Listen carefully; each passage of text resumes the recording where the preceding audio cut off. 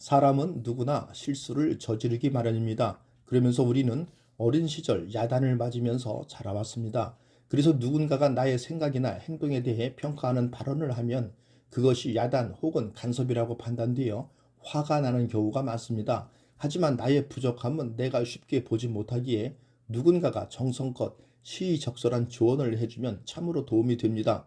누군가를 지적한다는 느낌을 주지 않으면서도 도움이 되는 조언, 즉 좋은 피드백을 주는 데는 기술이 필요합니다. 서로 가슴을 열고 받아들일 수 있도록 하는 것이 관건입니다. 지적질은 허물 따위를 드러내어 폭로하는 행위를 비하하는 말입니다. 요즘에는 선풀보다 악플이 많듯이 칭찬보다는 지적질이 많고 그로 인해 사람들의 내면에 상처를 입힙니다. 지적질은 충고로도 사용되고 훈계와도 상통하는 측면이 있습니다. 기성세대가 젊은 후배에게 자신의 경험을 일반화하여 어떤 행동을 강요하거나 젊은이들의 행동 방식을 지적질하면 그것은 꼰대질과도 비슷합니다. 지적질도 전형적 투사입니다. 지적질을 많이 하는 사람의 내력을 살펴보면 어릴 때 지적하는 소리를 많이 들었던 사람이고 그 소리가 내면화된 방식대로 다시 다른 사람에게 지적질을 일삼는 경우가 많습니다. 부하 직원의 잘못을 틈날 때마다 끄집어내어 책망하는 상사가 있다고 해보면 그 직원의 난처함은 말할 것도 없지만 상사의 이미지에도 좋을 것이 없습니다. 이미 우물에 빠진 사람에게 돌이나 던지는 사람으로 보일 뿐입니다. 부하 직원이 저지른 잘못을 이미 지적하고 비판했다면 한 발 물러서 당사자가 직접 문제를 반성하고 해결할 수 있는 여지를 주어야 하는데 상사가 계속 직원의 트집을 잡고 감정을 주체하지 못한다면 회사에도 돌이킬 수 없는 손해를 입힐 수 있습니다. 미국의 유명한 사업가 메리 케이 애쉬는 칭찬과 비판에 관해 다음과 같이 말했습니다. 상대를 비판하고자 할 때는 반드시 그의 장점을 먼저 언급하세요. 그리고 필요한 비판을 한 다음에 다시 장점을 언급하세요. 이것이 제가 고수해온 샌드위치 전략입니다. 두 개의 칭찬 사이에 작은 비판 하나를 끼워 넣는 것이지요. 메리 케이 애쉬가 말한 샌드위치 전략은 구체적으로 다음과 같은 세 단계로 나뉩니다. 첫 번째, 선의와 긍정을 표합니다. 구체적인 문제를 지적하기에 앞서 상대에 대한 전체적인 긍정적 평가를 먼저 하고 상대의 심리적 방어선을 낮춥니다. 두 번째, 잘못을 구체적으로 지적합니다. 온화하고 정중한 태도로 지적하고자 하는 문제로 인한 부정적 영향과 자신의 관점을 설명합니다. 이와 관련해 상대가 해명할 수 있는 시간을 주고 그의 말을 경청합니다. 이때 억압적인 자세를 보이거나 상대의 발언 기회를 방해해서는 안 됩니다. 과정에 대한 설명은 듣지 않고 결과만 따지는 태도는 문제 해결에 아무런 도움이 되지 않습니다. 비판의 목적은 상대를 공격하거나 부정하는 것이 아닙니다. 그가 진심으로 잘못을 인식하고 개선할 기회를 주기 위함입니다. 그러므로 상대가 불만을 품은 상태에서 대화가 끝나게 해서는 안 됩니다. 세 번째, 상대를 신임한다는 사실을 일깨우고 자존심을 지켜줍니다. 이 단계는 상대가 잘못된 점을 개선하기 위한 구체적인 실천 방안을 수용하게 하는 데 효과적입니다.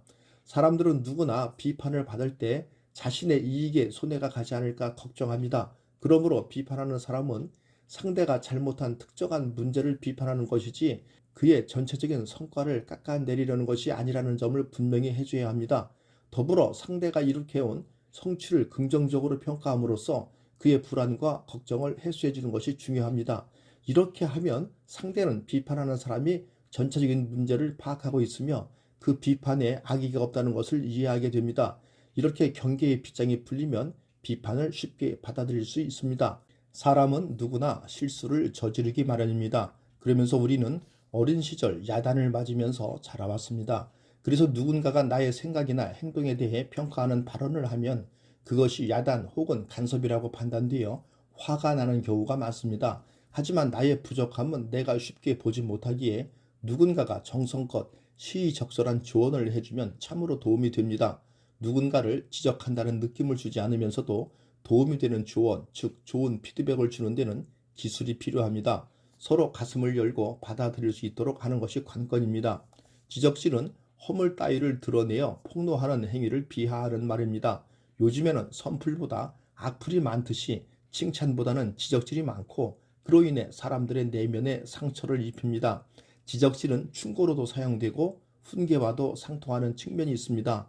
기성세대가 젊은 후배에게 자신의 경험을 일반화하여 어떤 행동을 강요하거나 젊은이들의 행동 방식을 지적질하면 그것은 꼰대질과도 비슷합니다. 지적질도 전형적 투사입니다. 지적질을 많이 하는 사람의 내력을 살펴보면 어릴 때 지적하는 소리를 많이 들었던 사람이고 그 소리가 내면화된 방식대로 다시 다른 사람에게 지적질을 일삼는 경우가 많습니다. 부하 직원의 잘못을 틈날 때마다 끄집어내어 책망하는 상사가 있다고 해보면 그 직원의 난처함은 말할 것도 없지만 상사의 이미지에도 좋을 것이 없습니다. 이미 우물에 빠진 사람에게 돌이나 던지는 사람으로 보일 뿐입니다. 부하 직원이 저지른 잘못을 이미 지적하고 비판했다면 한 발 물러서 당사자가 직접 문제를 반성하고 해결할 수 있는 여지를 주어야 하는데 상사가 계속 직원의 트집을 잡고 감정을 주체하지 못한다면 회사에도 돌이킬 수 없는 손해를 입힐 수 있습니다. 미국의 유명한 사업가 메리 케이 애쉬는 칭찬과 비판에 관해 다음과 같이 말했습니다. 상대를 비판하고자 할 때는 반드시 그의 장점을 먼저 언급하세요. 그리고 필요한 비판을 한 다음에 다시 장점을 언급하세요. 이것이 제가 고수해온 샌드위치 전략입니다. 두 개의 칭찬 사이에 작은 비판 하나를 끼워 넣는 것이지요. 메리 케이 애쉬가 말한 샌드위치 전략은 구체적으로 다음과 같은 세 단계로 나뉩니다. 첫 번째, 선의와 긍정을 표합니다. 구체적인 문제를 지적하기에 앞서 상대에 대한 전체적인 긍정적 평가를 먼저 하고 상대의 심리적 방어선을 낮춥니다. 두 번째, 잘못을 구체적으로 지적합니다. 온화하고 정중한 태도로 지적하고자 하는 문제로 인한 부정적 영향과 자신의 관점을 설명합니다. 이와 관련해 상대가 해명할 수 있는 시간을 주고 그의 말을 경청합니다. 이때 억압적인 자세를 보이거나 상대의 발언 기회를 방해해서는 안 됩니다. 과정에 대한 설명은 듣지 않고 결과만 따지는 태도는 문제 해결에 아무런 도움이 되지 않습니다. 비판의 목적은 상대를 공격하거나 부정하는 것이 아닙니다. 그가 진심으로 잘못을 인식하고 개선할 기회를 주기 위함입니다. 그러므로 상대가 불만을 품은 상태에서 대화가 끝나게 해서는 안 됩니다. 세 번째, 상대를 신임한다는 사실을 일깨우고 자존심을 지켜줍니다. 이 단계는 상대가 잘못된 점을 개선하기 위한 구체적인 실천 방안을 수용하게 하는 데 효과적입니다. 사람들은 누구나 비판을 받을 때 자신의 이익에 손해가 가지 않을까 걱정합니다. 그러므로 비판하는 사람은 상대가 잘못한 특정한 문제를 비판하는 것이지 그의 전체적인 성과를 깎아내리려는 것이 아니라는 점을 분명히 해줘야 합니다. 더불어 상대가 일으켜온 성취를 긍정적으로 평가함으로써 그의 불안과 걱정을 해소해 주는 것이 중요합니다. 이렇게 하면 상대는 비판하는 사람이 전체적인 문제를 파악하고 있으며 그 비판에 악의가 없다는 것을 이해하게 됩니다. 이렇게 경계의 빗장이 풀리면 비판을 쉽게 받아들일 수 있습니다. 감사합니다. 굿라이프 인생 후반전의 마이스트로 닥터 이었습니다.